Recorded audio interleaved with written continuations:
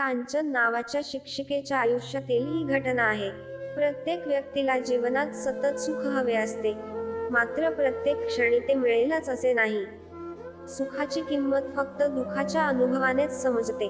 म्हणूनच माणूस सतत सुख मिळवण्यासाठी धडपड करत असतो. तरुण मुलींना त्यांच्या आयुष्यात चांगला जोडीदार मिळावा, त्याच्या घरी सर्व सुखसुविधा असाव्यात, अशा अनेक अपेक्षा असतात. काहींना हे लाभते, पण नशिबात अडथळे येऊ शकतात. कधी कधी एक चुकीचा निर्णय संपूर्ण आयुष्य उद्ध्वस्त करू शकतो. कांचन 11वी मध्ये शिक्षण घेत असताना मैत्रिणीबरोबर एका म्हाताऱ्या बाबाकडे गेली होती. त्या बाबाने तिला पाहताच तिचा हात मागितला, पण कांचनने स्पष्ट नकार दिला. तरीही त्याने तिचा हात सोडला नाही. त्यामुळे घाबरून ती आणि मैत्रीण तिथून निघून गेल्या.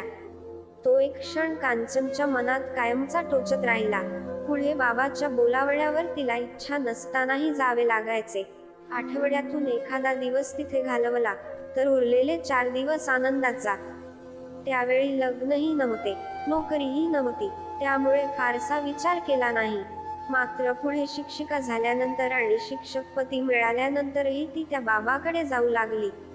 बाबाचा त्रास वाढत गेला आणि अखेरीस असह्य वेदना झाल्यावर तिने कोणाचाही विचार न करता आयुष्य संपवले. कांचनच्या आयुष्यात आलेल्या त्या बाबाने नक्की काय केले, हे आपण स्टोरीतून जाणून घेणार आहोत. पण त्याआधी चॅनलवर नवीन असाल तर चॅनलला नक्की सबस्क्राईब करा, जेणेकरून तुम्हाला पुढील स्टोरीचे नोटिफिकेशन मिळत राहतील. अलवार येथे राहणारी कांचन 10वी नंतर 11वी मध्ये गेली. आनंदी, हुशार आणि मित्रमैत्रिणींमध्ये रमणारी मुलगी होती. भविष्याबद्दल ती अनेक स्वप्ने पाहत होती. सरकारी नोकरी मिळावी म्हणून 8वी पासून मेहनत घेत होती. शिक्षण सुरू असताना तिच्या मैत्रिणीचा ओढा कुमार बाबाकडे होता. त्या बाबाकडे गेल्यावर मन शांत राहतं, असं मैत्रीण सांगायची. कांचनला हे विचित्र वाटले, पण एके दिवशी कुमार बाबाने तिलाही बोलावले. इच्छा नसताना ती तिथे गेली. काही वेळातच बाहेर आली, मात्र शरीर जड झाल्यासारखे वाटले. तिला काही आठवत नव्हते, पण काहीतरी वेगळे घडल्याची जाणीव झाली. पुढे काही दिवस कॉलेजला गेली नाही. वेदना वाढू लागल्या म्हणून मैत्रिणीकडे बोलून दाखवले, पण तिने वेळ मारून नेली. 1 वर्ष निघून गेले. 12वी पूर्ण झाली, पण कुमार बाबाच्या आठवणी पुसल्या गेल्या नाहीत. काही महिन्यांनी पुन्हा ती बाबाकडे जाऊ लागली. जसजसा काळ गेला तसे हे नातं अधिक घट्ट झाल्यासारखं वाटू लागलं. 2 वर्षांनी तिला वाटले की आपण चुकीच्या मार्गावर आहोत. याच दरम्यान ती गरोदर राहिली. घाबरून बाबाकडे गेली आणि मुक्तता मागितली. बाबाने पैसे मागितले, तिने दिले आणि ते नातं संपवलं. त्यानंतर शिक्षिका म्हणून नोकरी मिळाली. घरच्यांनी चांगला शिक्षक मुलगा पाहून तिचे लग्न लावले. संसार आनंदात सुरू झाला. 2 मुलं झाली, पण कुमार बाबाचे विचार डोक्यातून जात नव्हते. लग्नानंतरही तो तिला त्रास देत राहिला.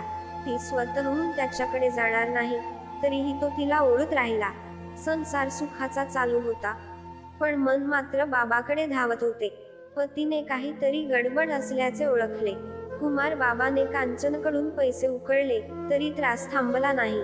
शेवटी बाबाने 5 लाख रुपये मागितले, नाहीतर भूतकाळ उघड करण्याची धमकी दिली. कांचनने हा प्रसंग टाळण्यासाठी अनेक प्रयत्न केले, पण शेवटी सगळ्या वेदनांना कंटाळून तिने एक चिठ्ठी लिहिली. कुमार बाबाच्या नावाने मेसेज पाठवला आणि आत्महत्या केली. तिचा मेसेज पाहून लोकांना सत्य समजले, पण तोवर खूप उशीर झाला होता. पोलीस आले, पंचनामा झाला आणि कुमार बाबाला अटक करण्यात आले. मात्र कांचनच्या टोकाच्या निर्णयाने तिचा संसार उद्ध्वस्त झाला. मुलं अनाथ झाली. आयुष्यात एक चुकीचा निर्णय किती महागात पडू शकतो, हे या घटनेवरून शिकायला मिळते. म्हणूनच प्रत्येक पाऊल सावधगिरीने उचलावे.